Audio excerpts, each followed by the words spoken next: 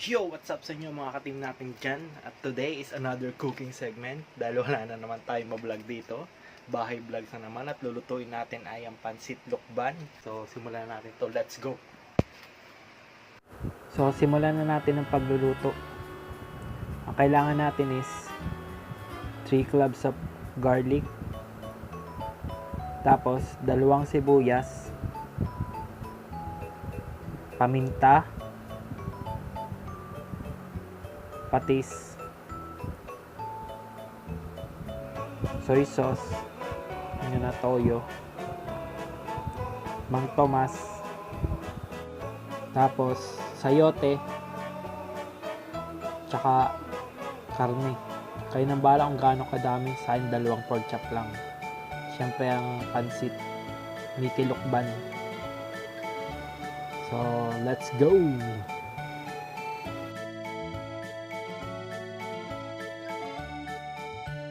So, kasunod natin gagawin is, diyatin natin ng pork chop nito ng 5 strips. Basta, magpahaba. Kita nyo naman ang purol ng aking kutsilyo. Pinas forward ko na para mabilis at hindi humaba yung video. At kung nahaba naman kayo, pwede nyo pa siyang gayatin sa gitna para lumiit. So, ayan. Panurin nyo lang ang paggagaya.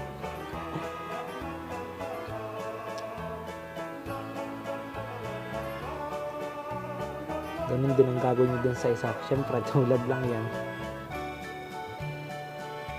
Yan, stripes,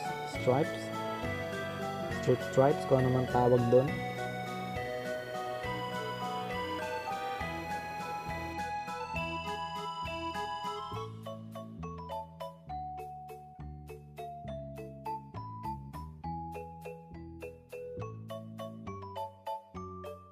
Next naman nating gagayatin is itong garlic. So, i-crush nyo lang siya, yan, ganyan, crush. Tapos, ang gayat lang niya is mince. Kasi gigisa lang natin siya. So, balatan muna yan. Balat.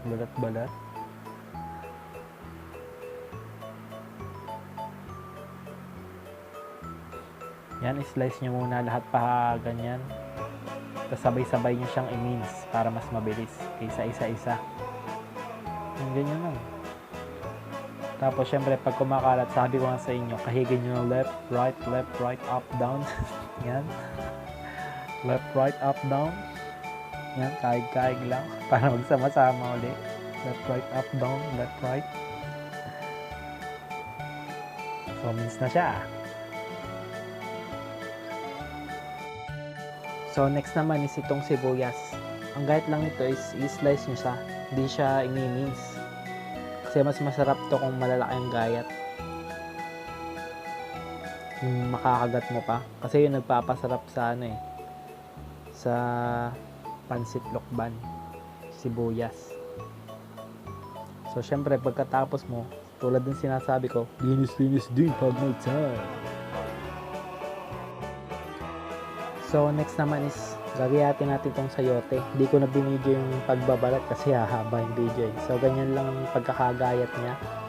Hindi natin siya ninipisan kasi mabilis lang naman tumaluto eh. So, yan. Ganyan lang. Pag nalahabaan kayo, patin nyo lang sa gitna. So, kasunod natin gagawin is, lulutuin muna natin yung ginayat nating karne. Para mamaya is, lalagyan na lang natin to ng bawang at sibuyas. Sa ngayon, lagyan muna natin to ng salt and pepper. Para naman may lasang karne natin. Yan. Lutuin lang natin to.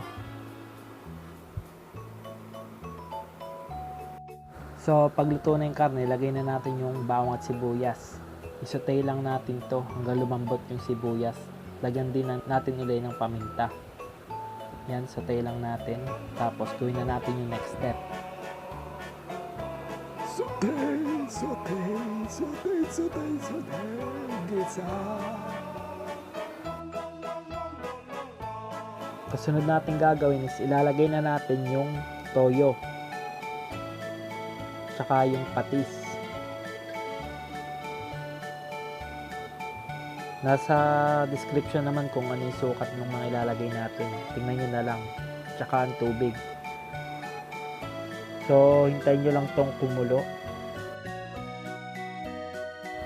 Dapat nga pala, malakas ang apoy nyo sa una para mabilis itong kumulo. Yan, ganyan kalakas. Tudo nyo. So, ito na nga hindi ko nilagay sa ingredients. Yan, yung nor pork. Hindi ko nilagay dun sa una. Yan, lagyan nyo kalahati lang para mas maging malasa yung niluluto natin. Pagkatapos is yung sayote. Lagay nyo na rin. Yan yung sayote.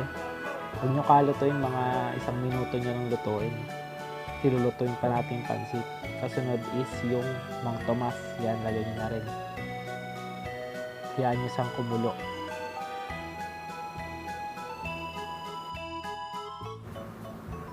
So, ayan, kumukulo na siya. Lagay nyo na yung pansit lokban. Lutuin nyo lang siya ng 6 minutes sa medium high heat. Kaya nyo lang siyang maluto, wag nyo na siyang kahaluin. So, takpan nyo lang at lutuin nyo lang siya ng 6 minutes. Katapos, pwede na itong iserve. Yan, ganyan lang, medium high heat. Ano na? So, ayan guys, nagbabalik na tayo. Luto na yung ating pansit lokban. Pwede nyo na siyang iserve sa malinis na plato. So, pwede ito sa 4 hanggang 6 na tao. Yum! Boom! Luto na. So, yan. Kita nyo yung sibuyas. Di ba isang ginamit natin? Yung isa talaga para dyan sa garnish. Yan. So, madali lang ito lutuin. Kaya, try nyo na rin. Pansit lokban. Ala Timmy. Yummy! Gago. So boom, tapos na nga natin lutuin ng pansit lokban. At kung nagustuhan mo tong video na to, please like, comment, share, and subscribe. Ring mo na rin yung bell para masaya. Hanggang sa susunod na video ulit. Peace, yo!